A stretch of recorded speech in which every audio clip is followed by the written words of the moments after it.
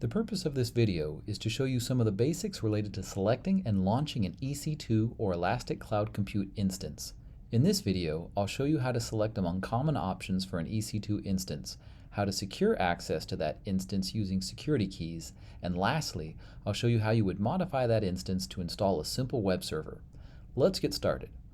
After you've logged into your AWS account, you'll find yourself at the console home, and you can either search for EC2 in the search box, or you can find it by clicking on the services icon, or you might just see a link to it under recently visited locations on your homepage. I'm going to go ahead and click on it, and here I am on the EC2 dashboard. It tells me that I currently have no EC2 instances or virtual computers running in the cloud. Let's go ahead and start to create one. I go down here to Launch Instance, and I click that button, and I select Launch Instance. Okay, what I see here is a list of blocked options for creating and configuring my EC2 instance or virtual machine that will be running in the cloud. As I select different options, I will see information related to my selections change over here on the right-hand side, and when I'm done, I can click Launch Instance. Okay, so first item is we can optionally give our EC2 instance a name. So let's just say that I'm going to have this be a home builder website. And so I can also click here to add additional tags. Now, why do we want to give it a name? Well, one reason to do this is just to recognize it later on when we're looking at a list of EC2 instances. If we give it a name, we'll know perhaps why we created it. Another reason why we might create them is it allows special functionality because AWS can sometimes manage whole groups of resources, for example, hundreds of web servers, as long as they have key or value properties that are set as tags. So I could say something like type, and I could say production. So as you can see, you can just put any name value pairs you want, but by naming them like this, potentially in the future I could programmatically be able to interact with those instances in bulk to do things like install software on them or start and stop them, although even just talking about that is pretty high level stuff. Really just giving it a name is fine. All right, let's go down to the second block. Okay, here is where we select the operating system that we want to install. There are lots and lots and lots of operating systems that are available, as well as lots of different configurations of those operating systems.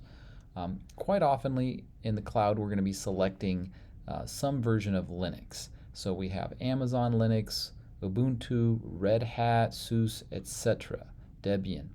And for each one of those that we select, we get different versions of those that we can also select.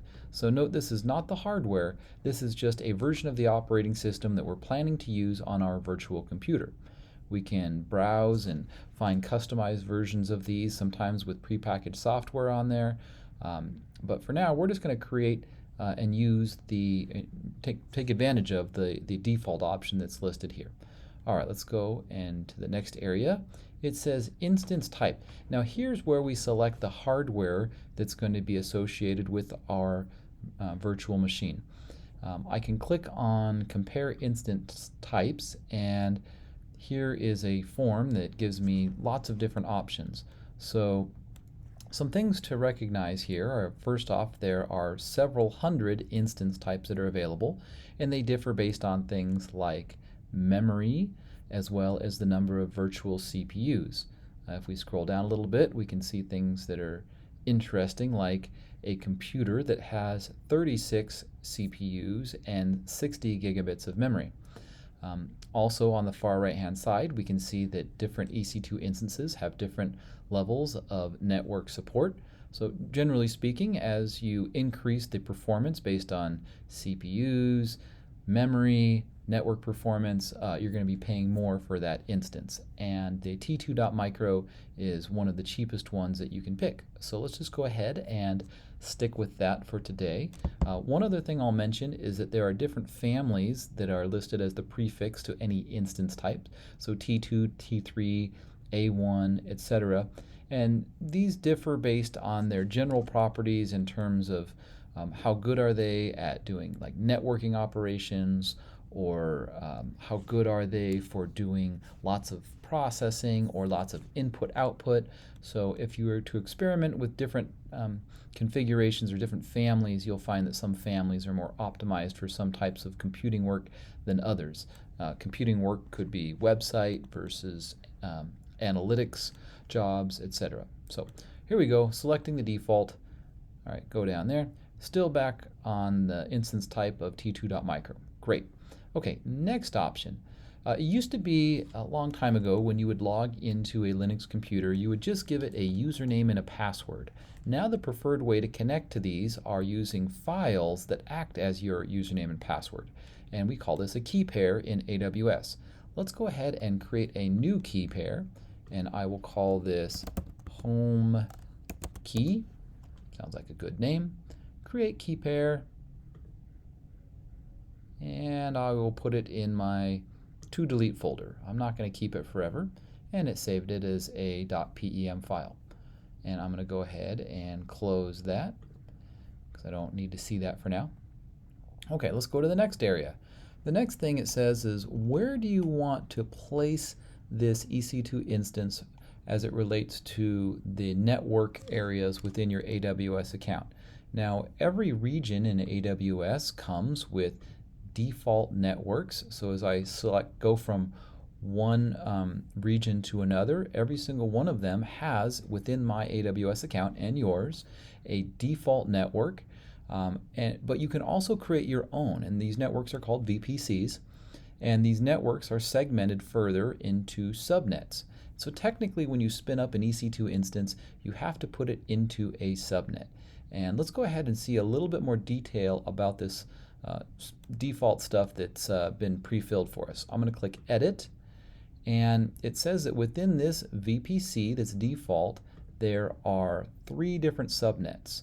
So if you understand IP address ranges, each of the subnets has a little bit different range from within the overall space or pool of addresses there.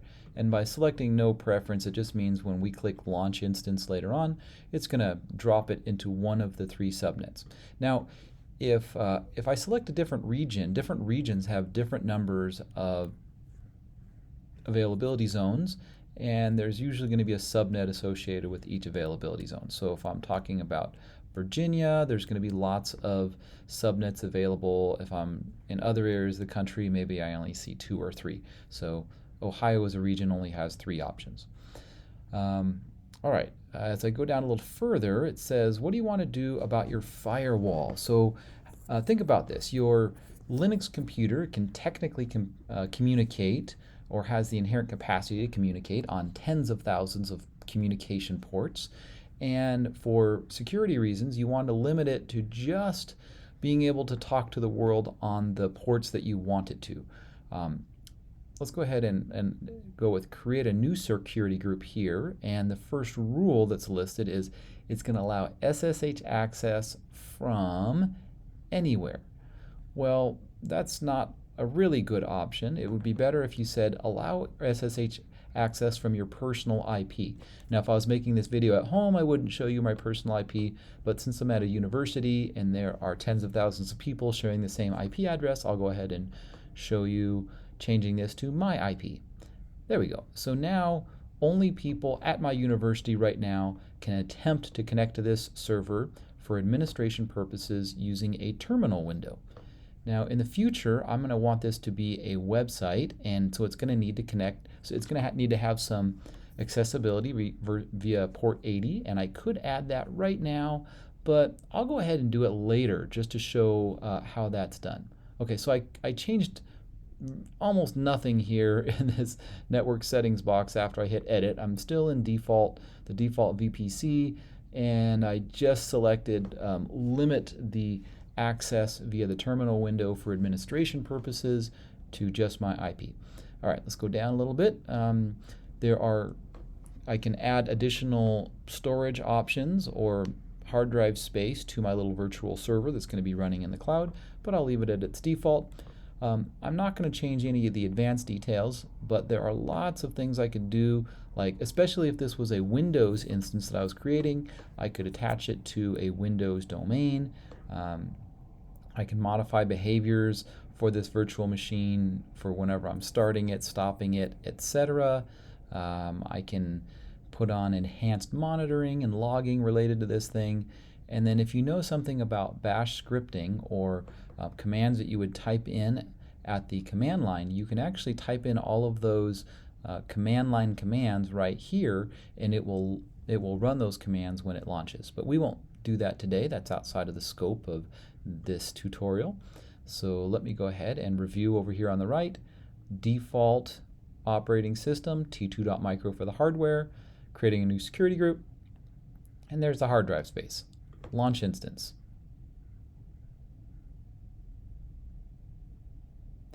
There we go.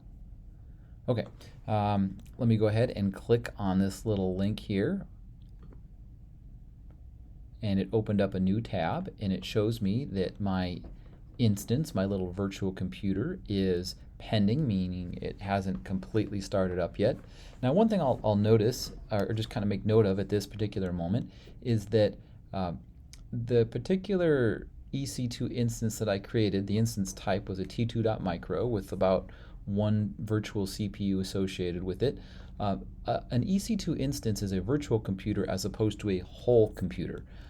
So what Amazon does is they have lots of real physical computers, probably like the one that you're working on right now, a real physical computer, and then they subdivide it into lots of virtual computers. So this little EC2 instance here, this little computer, is actually a virtual computer that's running alongside lots of other people's virtual computers on a real physical piece of hardware. All right, let me go ahead and select this checkbox and look at all the information about this thing that I just created.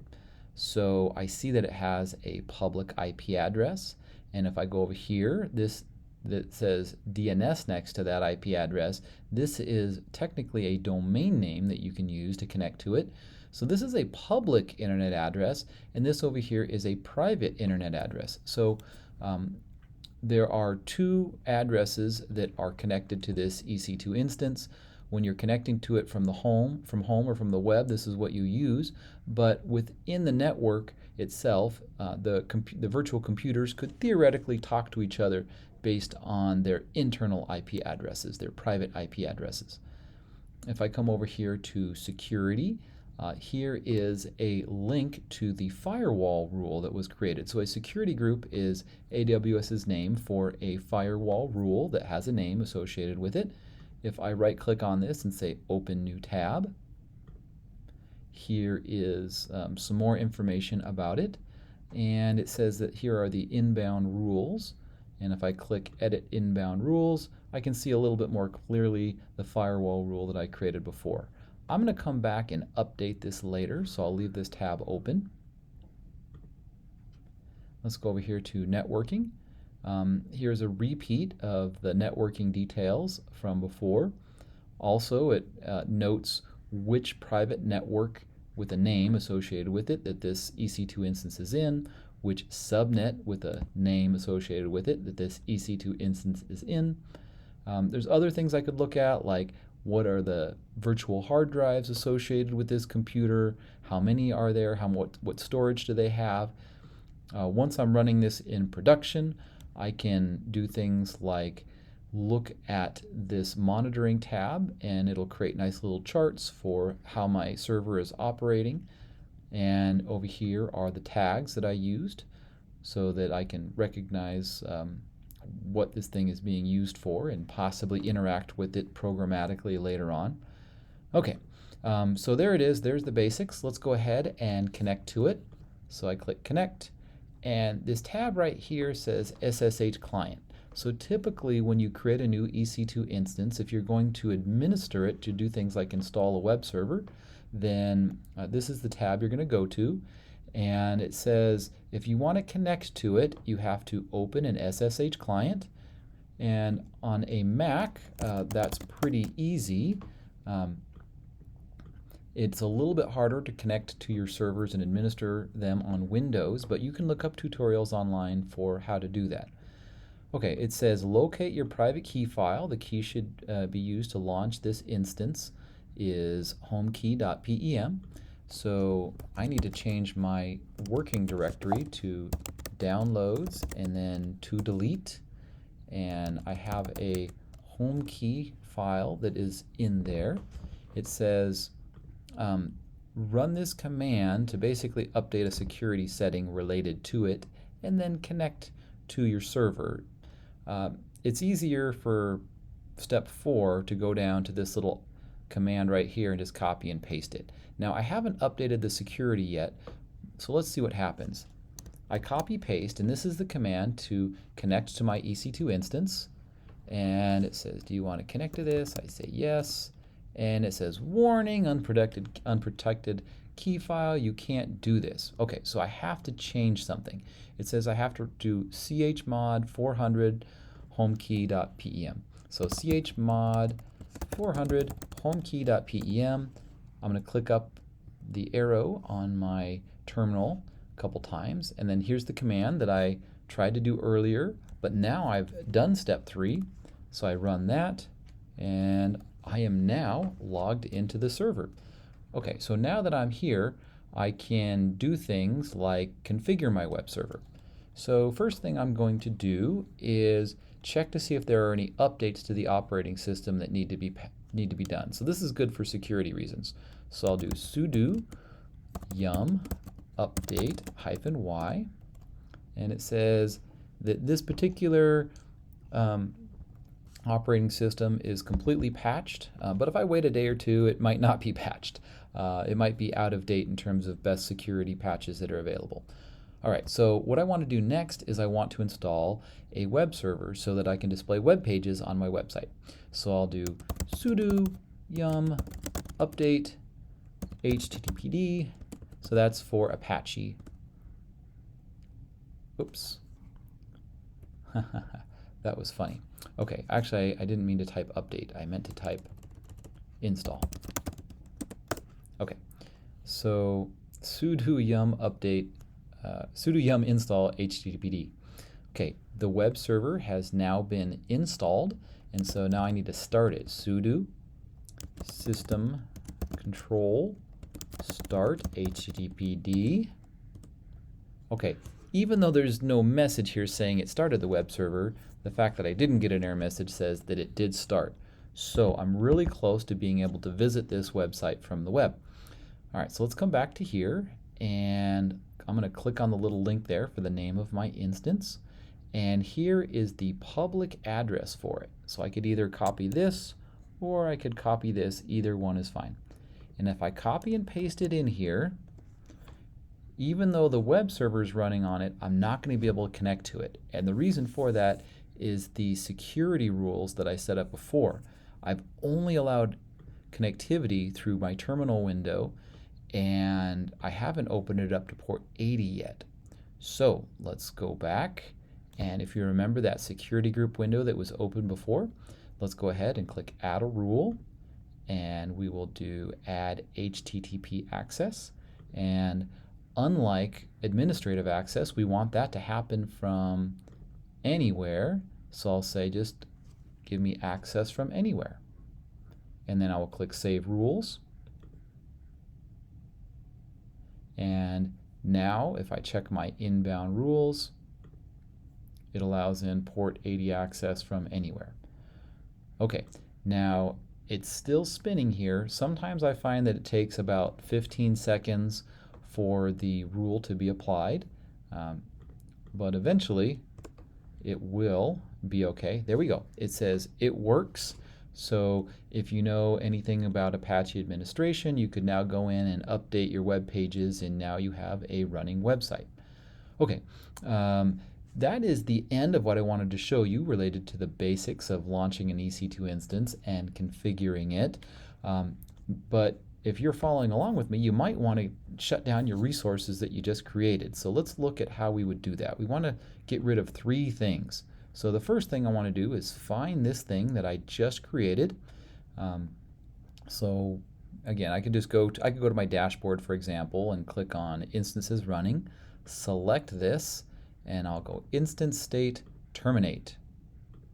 Okay, and it shuts down relatively quickly, but I have to wait a minute or so before I can delete some of the associated resources. So in addition to this particular EC2 instance, I also created that key pair. So remember that key file that I'm using to connect to this. I don't need it anymore. And I also have a security group, which I'm never going to use anymore.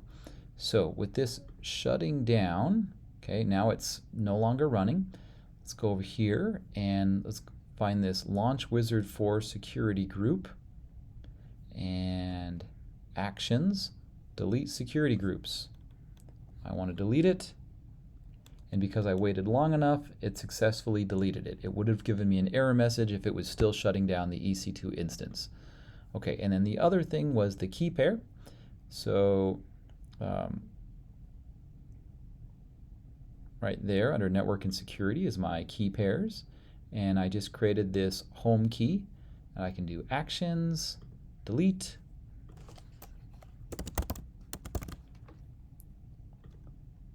and we've now cleaned up the resources from everything we just created.